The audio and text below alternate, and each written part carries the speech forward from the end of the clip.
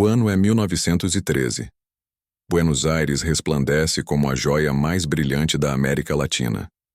Suas avenidas largas espelham os bulevares parisienses, seus teatros rivalizam com os europeus e seu porto fervilha com a promessa de prosperidade infinita. Esta é a história de uma cidade no apogeu de sua glória, ignorante da tempestade que se aproximava no horizonte. Nas ruas empedradas da Avenida de Maio, carruagens elegantes dividem espaço com os primeiros automóveis importados da Europa. Mulheres com vestidos de seda francesa passeiam sob chapéus ornamentados, enquanto cavalheiros de fraque discutem negócios em cafés requintados. O ar cheira a progresso, riqueza e ambição desmedida. Buenos Aires não é apenas uma cidade, é uma declaração de intenções, um manifesto arquitetônico que proclama ao mundo que a Argentina chegou para ficar entre as grandes nações. Os bondes elétricos cortam as avenidas com seus sinos característicos, transportando uma multidão cosmopolita que fala dezenas de idiomas. O italiano domina em certos bairros. O espanhol portenho ressoa em outros, enquanto o francês é a língua preferida da elite nos salões. Esta Babel moderna não é caótica, é harmoniosa, uma sinfonia urbana onde cada voz contribui para o coro magnífico do progresso. A cidade mais rica do hemisfério sul. Buenos Aires de 1913 não era apenas próspera, era obscenamente rica. A Argentina ocupava o 10º lugar entre as economias mundiais, superando nações europeias estabelecidas como Itália e Espanha. O país exportava trigo, carne e couro para o mundo inteiro, enchendo os cofres portenhos com ouro estrangeiro. O peso argentino era uma moeda forte, respeitada nos mercados financeiros de Londres e Nova York. Os números contavam uma história extraordinária. Mais de 3 milhões de imigrantes haviam chegado nas últimas 3 décadas, transformando a capital em um mosaico vibrante de sotaques italianos, espanhóis, franceses, alemães, poloneses, judeus e árabes. Cada nacionalidade trazia consigo tradições, sonhos e uma fome insaciável por oportunidades. Os navios chegavam diariamente ao porto, despejando levas de esperançosos que viam na Argentina a terra prometida. Os bairros se multiplicavam em ritmo frenético.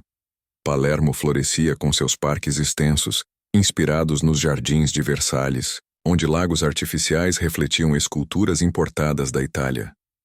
Recoleta exibia mansões que fariam inveja à aristocracia londrina, com seus pátios internos, fontes de mármore e jardins cuidados por jardineiros franceses. No centro, edifícios de 10 andares, verdadeiros arranha-céus para a época, surgiam como cogumelos após a chuva, proclamando ao mundo que Buenos Aires havia chegado. A infraestrutura urbana impressionava visitantes europeus. O sistema de esgoto, projetado por engenheiros britânicos, era mais moderno que o de muitas capitais europeias.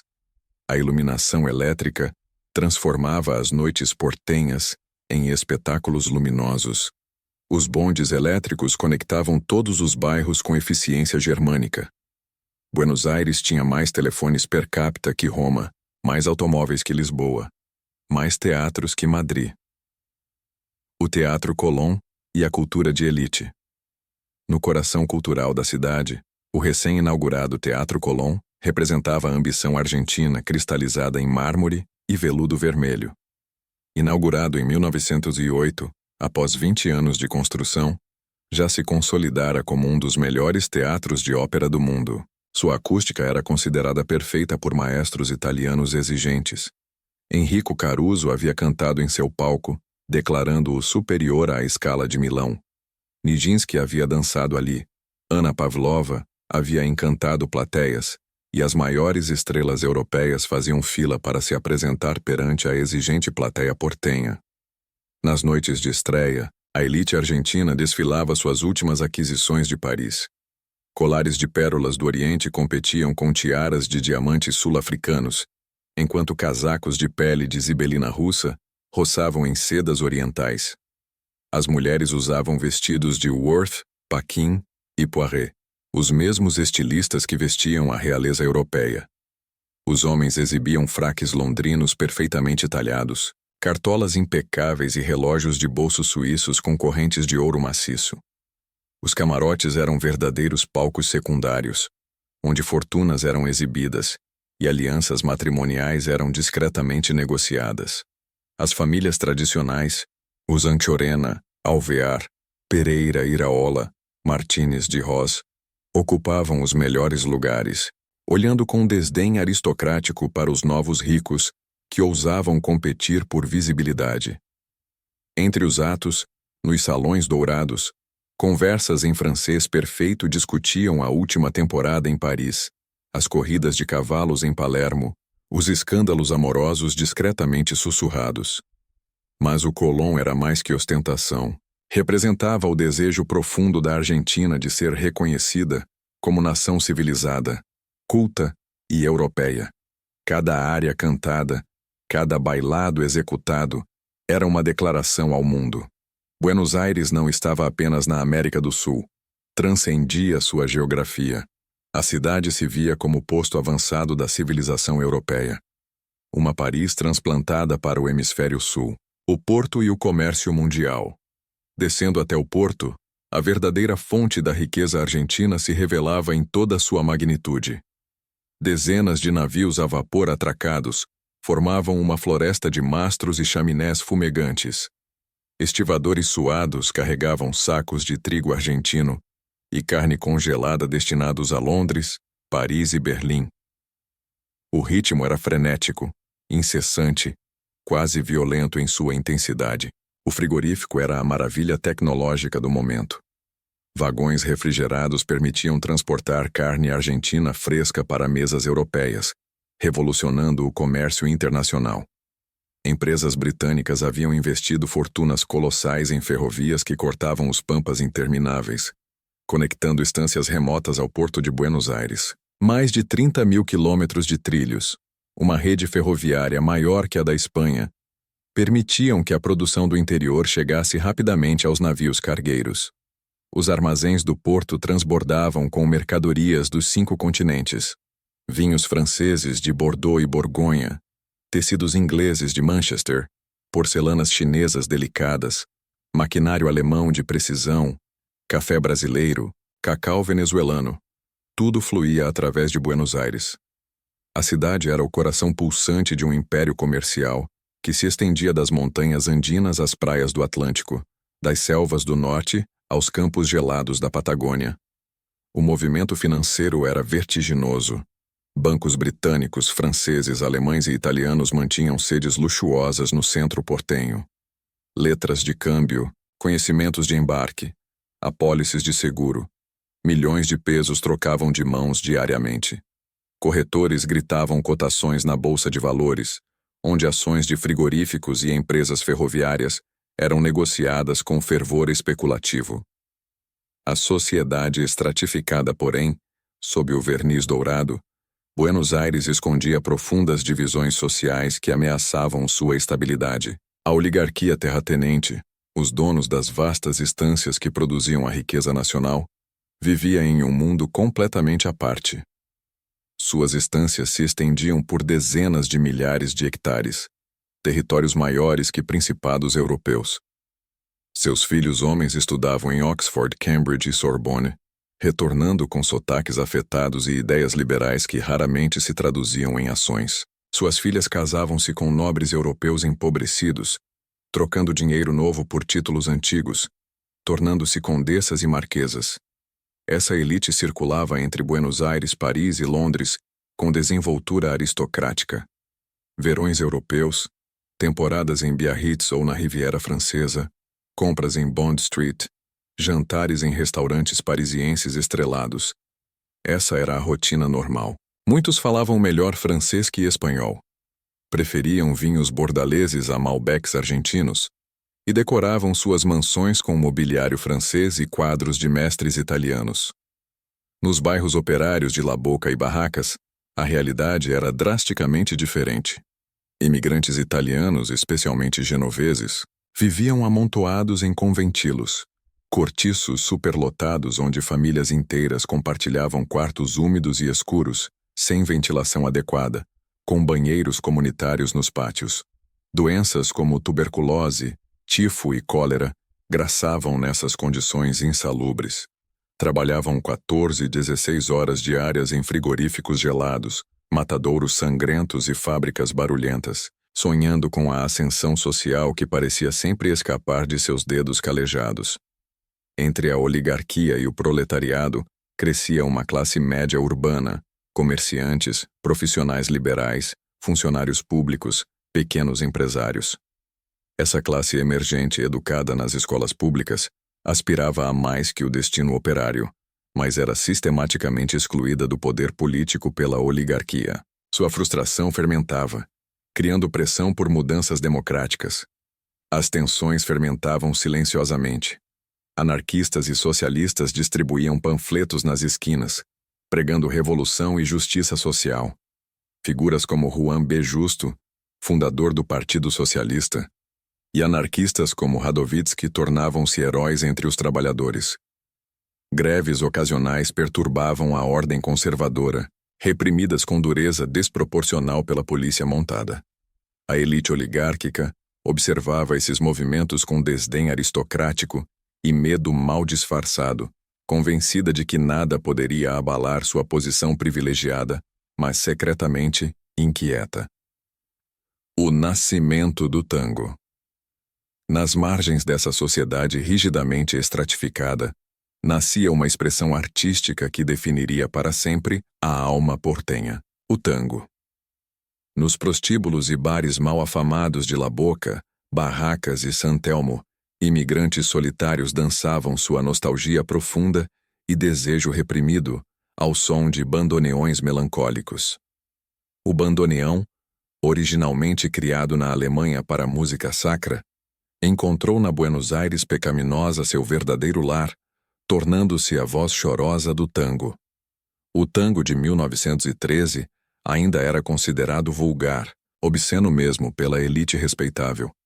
Uma dança de compadritos e prostitutas, imprópria para salões decentes onde senhoras de família podiam ser vistas. Mas sua força era inegável, magnética, irresistível. Cada compasso carregava a dor da imigração, a solidão dos homens longe de casa, a sensualidade reprimida de uma sociedade puritana em público, mas libidinosa em privado. O abraço do tango, corpos colados, pernas entrelaçadas, era escandaloso para os padrões morais da época. Diziam que o tango se dançava de ômbligo a ômbligo, numa intimidade física que desafiava todas as convenções. Os passos eram improvisados, uma conversação silenciosa entre parceiros, onde o homem guiava e a mulher respondia com criatividade e sensualidade. Carlos Gardel começava a fazer nome nos cafés do centro e nos teatros de bairro. Sua voz transformava letras simples em poesia urbana comovente, capturando a essência de uma cidade em transformação vertiginosa. Canções como Mi Noche Triste, que gravaria em 1917, já circulavam, contando histórias de amores perdidos, traições, nostalgia e esperança desesperada. O tango era a voz dos sem voz, a expressão artística de milhões que construíam Buenos Aires com suas mãos calejadas, mas eram excluídos de seus salões dourados. Paradoxalmente, o tango conquistaria Paris antes de ser aceito pela elite portenha. Quando os dandies parisienses começaram a dançar tango nos cabarés de Montmartre, a oligarquia argentina finalmente reconheceu o valor daquela música, que sempre estivera sob seus narizes aristocráticos. A educação e o progresso. A Argentina de 1913 orgulhava-se justificadamente de seu sistema educacional progressista. A Lei de Educação Comum, promulgada pelo visionário Domingo Faustino Sarmiento em 1884, havia estabelecido educação pública, gratuita, laica e obrigatória, resultando em taxas de alfabetização que superavam muitos países europeus. Quase 80% da população urbana sabia ler e escrever, índice extraordinário para a época. Escolas públicas eram verdadeiros templos do saber, construídas com arquitetura imponente que rivalizava com prédios governamentais. Professoras, em sua maioria mulheres, uma das poucas profissões respeitáveis para elas, ensinavam com dedicação quase religiosa, filhos de imigrantes italianos, espanhóis, judeus e árabes, aprendiam não apenas a ler e escrever em espanhol, mas a serem argentinos. O sistema educacional era a máquina poderosa de assimilação cultural, transformando Babel de nacionalidades em nação coesa. A Universidade de Buenos Aires expandia constantemente suas faculdades. Medicina produzia doutores que publicavam pesquisas em revistas científicas europeias. Direito formava advogados que debatiam códigos napoleônicos e jurisprudência britânica. Engenharia graduava profissionais que projetavam pontes, edifícios e sistemas ferroviários. Intelectuais portenhos debatiam positivismo, darwinismo social, modernismo literário e as últimas tendências filosóficas europeias em tertúlias animadas, nos cafés Tortoni e Brasileño. Buenos Aires aspirava a ser não apenas rica, mas também intelectualmente sofisticada. Livrarias como a Ávila vendiam as últimas novidades de Paris, Madrid e Barcelona. Revistas literárias publicavam poesias, contos e ensaios de qualidade europeia. Escritores como Leopoldo Lugones, Ricardo Guiraldes e Horácio Quiroga começavam a forjar uma literatura genuinamente argentina, embora ainda fortemente influenciada pelos mestres europeus. A imprensa e a opinião pública jornais proliferavam numa profusão impressionante.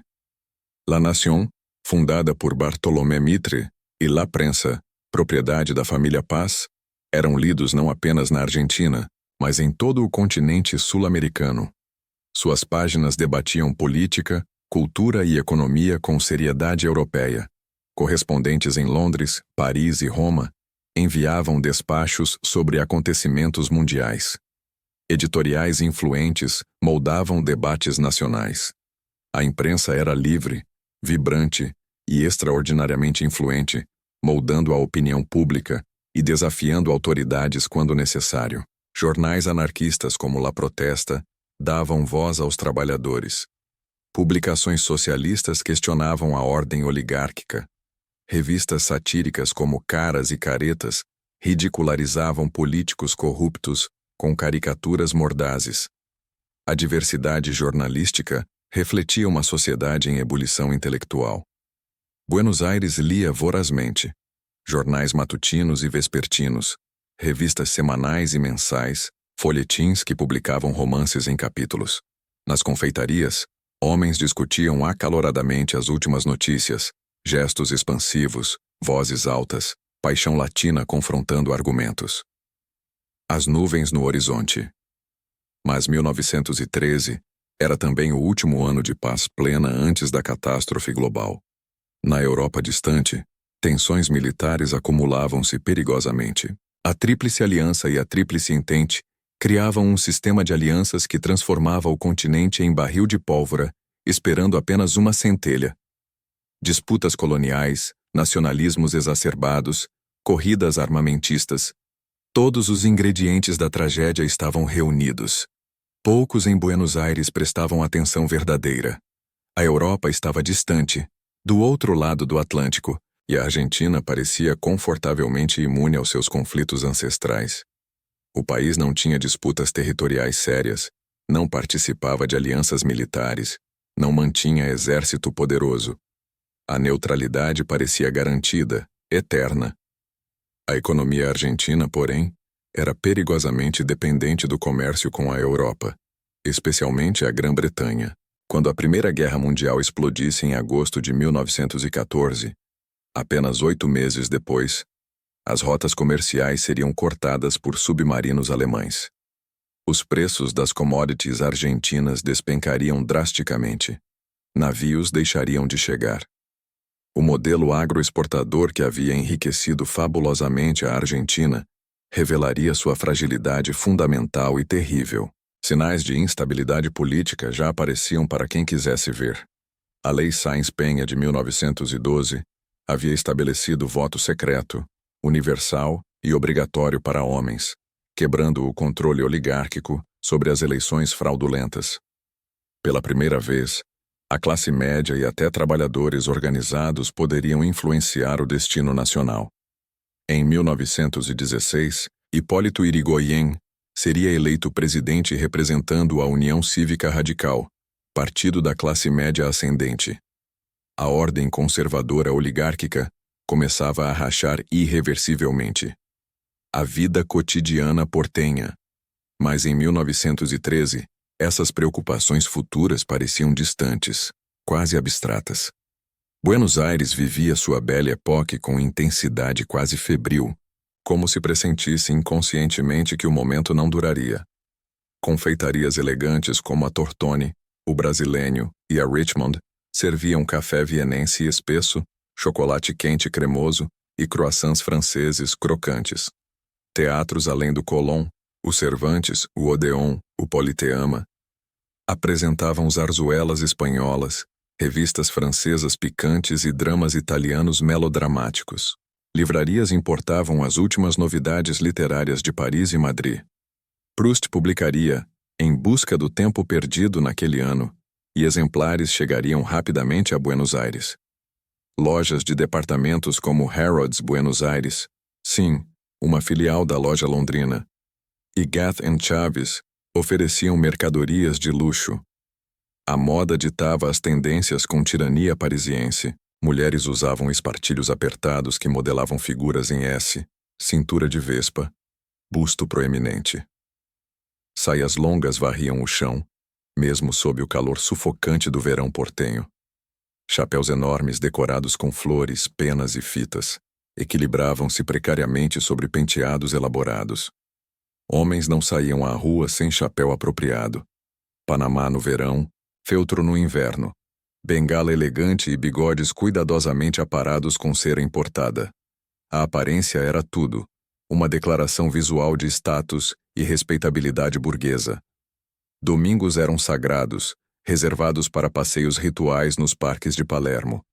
Famílias inteiras desfilavam sob as árvores, as crianças correndo com arcos e bonecas, enquanto os adultos trocavam cumprimentos formais, medidos, coreografados.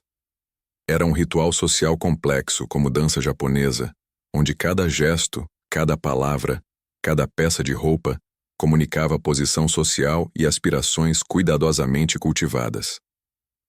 Os cafés e a vida intelectual. Os cafés portenhos eram verdadeiras instituições democráticas onde todas as classes se misturavam. No Tortoni, o mais famoso, escritores, jornalistas, políticos, artistas e bômios passavam horas intermináveis debatendo filosofia, política, literatura e futebol. Este último esporte começando a ganhar popularidade fanática entre todas as classes sociais. Mesas de mármore testemunhavam discussões apaixonadas sobre Nietzsche, Tolstói, Zola e D'Annunzio. Garçons de fraque serviam café em xícaras de porcelana, conhaque em copos de cristal, água carbonatada em sifões prateados. A fumaça de charutos cubanos e cigarros turcos criava névoa azulada que emprestava atmosfera boêmia ao ambiente. Jorge Luiz Borges, então adolescente de 14 anos vivendo em Genebra, onde seu pai tratava problemas de visão, retornaria anos depois para imortalizar esses cafés em contos e poesias. Mas em 1913, a futura voz literária da Argentina ainda era menino distante, enquanto os cafés fervilhavam com talentos que nunca alcançariam reconhecimento internacional. Encerramento. O último suspiro da Idade de Ouro. Buenos Aires em 1913 representava o apogeu absoluto de um sonho coletivo. A Argentina havia se transformado, em apenas 5 décadas desde a organização nacional, de país periférico, rural e dividido em potência mundial respeitada. Sua capital era a metrópole cosmopolita deslumbrante que rivalizava com qualquer cidade europeia em elegância, cultura e riqueza material. Mas esse momento luminoso de glória seria tragicamente breve. A Primeira Guerra Mundial devastaria o comércio internacional. A Grande Depressão de 1929 destruiria os mercados para produtos argentinos. Golpes militares começando em 1930 acabariam com a democracia incipiente. Décadas de instabilidade política, ditaduras brutais, crises econômicas recorrentes e declínio relativo aguardavam no futuro nebuloso. A Argentina nunca mais recuperaria aquela posição privilegiada de 1913, aquele 10º lugar entre as economias mundiais. O país que parecia destinado a rivalizar com Estados Unidos e Austrália ficaria preso em ciclos viciosos de crises. Cada geração mais pobre que a anterior, potencial desperdiçado, promessas não cumpridas. Hoje, olhando as reconstruções por inteligência artificial daquela Buenos Aires perdida para sempre, vemos mais que edifícios imponentes e ruas elegantes. Vemos momento congelado no tempo, o último suspiro de uma idade de ouro, o ápice antes da queda, a última vez que a Argentina pôde olhar o futuro com otimismo ilimitado, antes que tudo mudasse para sempre. Vemos o que foi, e mais dolorosamente, o que poderia ter sido.